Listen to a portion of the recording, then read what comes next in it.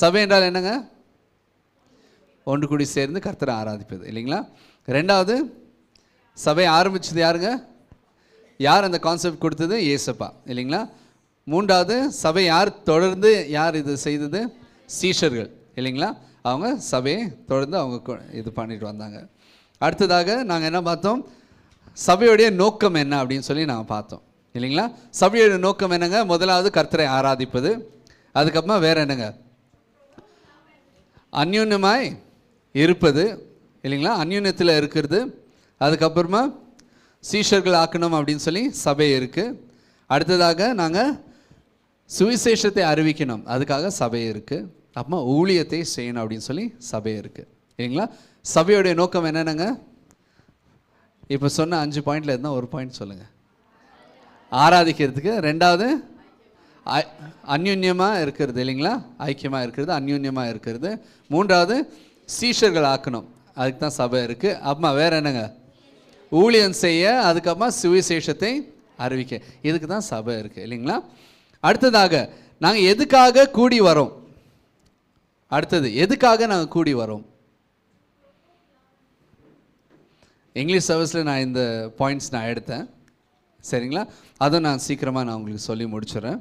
அதுக்கப்புறமா அடுத்த கட்டத்துக்கு நாங்கள் கடந்து செல்லலாம். எபிரேயர் 10ஆம் அதிகாரம் 24ஆம் வசனம் 25ஆம் வசனம் நான் வாசிக்கலாம். எபிரேயர் 10ஆம் அதிகாரம், ஹீப்ரூஸ் சாப்டர் 10 and verse 24.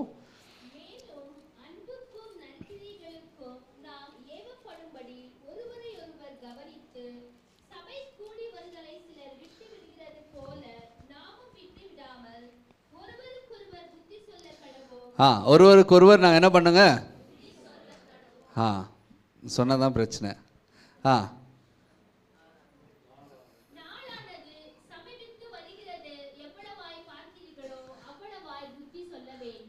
ஹல்லேலூயா. நாள் ஆகிட்டே வருது. இன்னும் அதிகமாக நாங்கள் என்ன பண்ணுங்க? ஒருத்தருக்கு நாங்கள் என்ன பண்ணுங்க? சபை எதுக்கு இருக்குங்க? ஒருத்தருக்கு நாங்கள் என்ன பண்ணுங்க? செய்யணுமா இல்லைங்களா? சபை எதுக்காக கூடுறோம் அப்படின்றது முக்கியமான விஷயம் இல்லைங்களா? எதுக்காக நாங்கள் செய்கிறோம்? நான் சர்ச்சுக்கு வரேன், என் வேலை நான் முடிச்சுட்டு நான் போகிறேன், கரெக்டுங்களா? அதான் யோசிக்கிறோம், ஆமாம் இல்லைங்களா?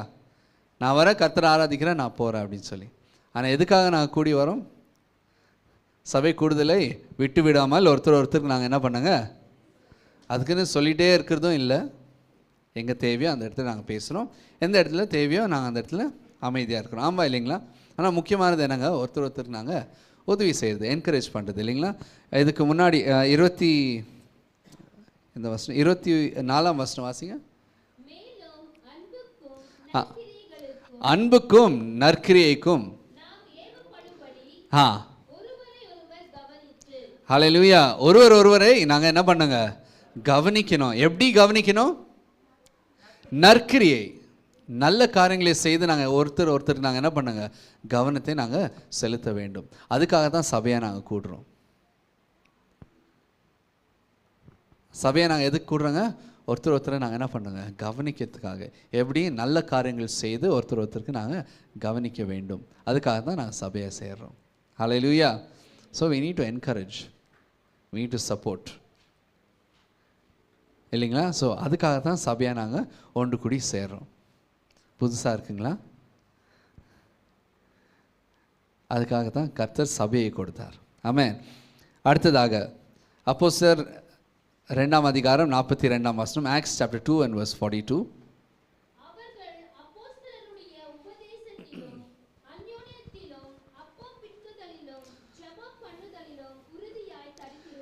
ஹல்லேலூயா. என்னத்துல உறுதியாக தரித்திருந்தாருங்க? உபதேசத்திலும் அந்யோன்யத்திலும் அப்பம் பிக்குதலும் ஜெபம் பண்ணுதலும். இந்த 4 விஷயத்துலையும் என்னங்க? உறுதியாக இருந்தாங்க இல்லைங்களா? சபை எதுக்காக இருக்குங்க? இந்த 4 விஷயத்துலையும் நாங்கள் உறுதியாக இருக்க வேண்டும். ஹல்லேலூயா. முதலாவது என்னங்க? உபதேசம் முக்கியமானது இல்லைங்களா? என்ன உபதேசிக்கிறோன்றது முக்கியமானது. ஸோ அது கேட்டு நாங்கள் என்ன பண்ணோம்? அது பிரகாரம் நடக்கணும், ஆமாம் இல்லைங்களா? முதலாவது. ரெண்டாவது என்னங்க? அந்யுன்யமாக இருக்கணும், ஒன்று கூடி இருக்கணும். ரெண்டாவது விஷயம், இதில் நாங்கள் உறுதியாக இருக்கணும். ஏனோ தானோ இருக்கக்கூடாது, ஆனால் உறுதியாக இருக்கணும் இல்லைங்களா? மூன்றாவது என்னங்க, நாங்கள் என்ன செஞ்சோங்க இன்னைக்கு? ராபோஜனம் எடுத்தோம் இல்லைங்களா? அதிலும் கடைசியாக ஜெபத்திலும் நாங்கள் என்ன பண்ணாங்க? உறுதியாக இருக்கணும். அதுக்காக தான் சபை இருக்குது. ஹல்லேலூயா. ஒருத்தர் நாங்கள் என்ன எவ்வளோ பேருக்கு ஒருத்தருடைய ப்ரேயர் ரிக்வெஸ்ட் யாருன்னா தெரியுங்களா? இல்லை இல்லைங்களா? இன்னொருத்தருக்கு என்ன விஷயத்துக்காக ஜெபிக்கணும்னு கூட நம்மளுக்கு தெரியல. அவன் என்ன நடந்துட்டுருக்கு அப்படின்னு கூட நம்மளுக்கு தெரியல இல்லைங்களா? ஆனால் ஒரே சபையில் இருக்கிறோம். பக்கத்தில் இருக்கிறவங்களுக்கு பேர் தெரியும். ஆனால் சபையில் நாங்கள் எதுக்காக கூடுறோம்? ஒருத்தரை ஜெபத்தில் தரித்திருக்கணும் இல்லைங்களா? உறுதியாக இருக்கணும். ஒருத்தருக்கு நான் ஜெபிக்கணும், பலப்படுத்தணும். கர்த்தருடைய வார்த்தையை கேட்டு அதன் பிரகாரம் எபிசியர் ஆட்கள் என்ன பண்ணாங்க? கர்த்தருடைய வார்த்தையை சொன்ன உடனே அவங்க போய் அது மறுபடியும் படித்தாங்களாம். இவங்க சொன்னது கரெக்டாக இல்லையா அப்படின்னு சொல்லி உட்காந்து படித்து அதுக்கப்புறமா இன்னும் பலப்பட்டாங்களாம் இல்லைங்களா? எபிசி ஆளுங்க, தெசலோனிக்கர் ஆளுங்க, 2 பேரில் தெசலோனிக்கர் ஆளுங்க. ஸோ கர்த்தருடைய வார்த்தையை உபதேசிக்கும் போதும் அதை கேட்டு அதை பெற்றுக்கொண்டு அது போய் மறுபடியும் படிக்கணும். அவங்க ஒன்று கூடி சேர்ந்து அது உட்காந்து படித்து அது என்னன்னு சொல்லி புரிந்து கொண்டு பலப்பட்டாங்க அப்படின்னு கர்த்தருடைய வார்த்தை சொல்லுது. அதுக்காகத்தான் அவங்களுக்கு கேர்சல் கொடுத்துருக்காங்க. கேர்சலில் நீங்கள் என்ன பண்ணுங்கள்? கர்த்தருடைய வார்த்தை மெசேஜ் நீங்கள் தனியாக எடுக்கிறீங்களா? இங்கே இருக்கிற மெசேஜ் நீங்கள் எடுத்து போய் மறுபடியும் நீங்கள் உட்காந்து டிஸ்கஸ் பண்ணுங்கள். இது யாருக்கெல்லாம் புரிஞ்சிச்சு, யாருக்கெல்லாம் புரியல, இதிலேருந்து என்ன விஷயம் நாங்கள் எடுக்கலாம், என்ன நாங்கள் பெற்றுக்கொள்ளலாம், கர்த்தர் இது மூலியமாக கூட பேசலாம். ஆமாம் இல்லைங்களா? ஸோ அப்படி நாங்கள் என்ன பண்ணுங்க? ஒருத்தர் நாங்கள் பலப்படுத்த வேண்டும். அதுக்காகத்தான் ஒரு சபை இருக்குது. ஹல்லேலூயா. அடுத்ததாக கொலோசியர் 3ஆம் அதிகாரம் 16ஆம் வசனம்.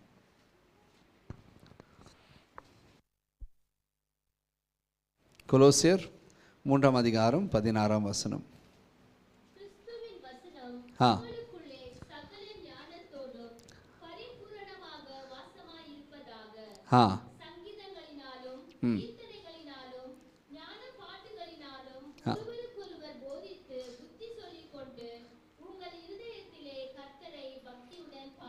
ஹல்லேலூயா. இருதயத்தில் பக்தியுடன் பாடி. பாட்டு பாடும்போது எப்படி பாடினாங்க? பக்தியுடன். எங்கேருந்துங்க வரணும் பாடல்? இருதயத்திலேருந்து வரணும் இல்லைங்களா? கர்த்தரை நாங்கள் ஆராதிக்கும் போது எப்படிங்க? இருதயத்திலேருந்து நான் கர்த்தரை ஆராதிக்கணும். ஏன்னா நாங்கள் சபையாக வரும்போது என்ன ஆகுதுங்க? எல்லாருக்கும் தெரியும். இதுவே நீங்கள் வேற எங்கன்னா நீங்கள் போய் இந்த மாதிரி கரங்களை உயர்த்தி பாட முடியுங்களா? முழு உள்ளத்தோடு கூட பாட முடியுங்களா? யாருன்னா பார்க்குவாங்க, என்ன சொல்லுவாங்க அப்படின்னு யோசிக்குவோம் இல்லைங்களா? ஆனால் எங்கள் சபைக்கு வரும்போது என்னங்க? முழு உள்ளத்தோடு கூட நாங்கள் ஆராதிக்கலாம். ஏன்னா எல்லாரும் ஒரே மாதிரி தான் ஆராதிக்கிறோம். எல்லாருக்கும் தெரியும். கை தூக்குனா இவன் ஏன் கை தூக்குறான் அப்படின்னு யாரும் முறைச்சி பார்க்க மாட்டாங்க. ஆமாம் இல்லைங்களா? இவன் நான் வேறு ஏதோ பாஷையில் பேசுகிறான் அப்படின்னு யாரும் கேட்க மாட்டாங்க. ஏன்னா எல்லாரும் அந்யுன்யத்தில் இருக்கிறோம். அதனால் இங்கே சந்தோஷமாக விடுதலையோடு கூட நாங்கள் கர்த்தரை ஆராதிக்கலாம். அது முழு மனதோடு கூட நாங்கள் ஆராதிக்கணும். அதுதான் சபையாக நாங்கள் ஒன்று கூடி சேர்க்கிறோம். ஹல்லேலூயா. ஸோ சபைன்றது எவ்வளோ முக்கியமான ஒரு விஷயம் இல்லைங்களா? ஆமென். இப்போ பாருங்கள், அம்மா சொன்ன மாதிரி சத்தீஸ்கரில் தன்னுடைய புருஷன் மனைவி உடம்பு சரியில்லைன்னு சொல்லி ஜெபித்து கொண்டு இருந்தாங்க. போலீஸ் கம்ப்ளைண்ட் பண்ணி அந்த ஆளை அரெஸ்ட் பண்ணிட்டாங்க. எதுக்கு? தன்னுடைய மனைவிக்கு ஜெபித்ததுனால. அவங்கள வந்து பார்த்து பேசுறது கூட யாரும் இல்லை. ஆனால் இங்கே எதனா ஒரு விஷயம் ஆச்சுன்னா ஜெபிக்கிறதுக்கு இவ்வளோ பேர் இருக்கிறோம். ஹல்லேலூயா.